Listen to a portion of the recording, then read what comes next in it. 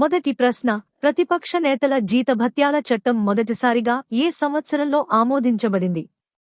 జవాబు 1977. ఈ చట్టం 1977 లో ఆమోదించబడింది.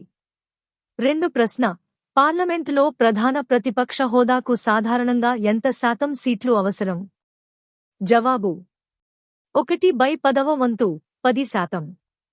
ప్రధాన ప్రతిపక్ష హోదాకు సాధారణంగా సభ మొత్తం సభ్యుల్లో 10% సీట్లు ఉండాలి.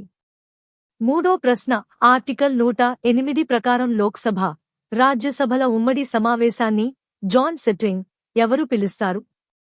జవాబు రాష్ట్రపతి.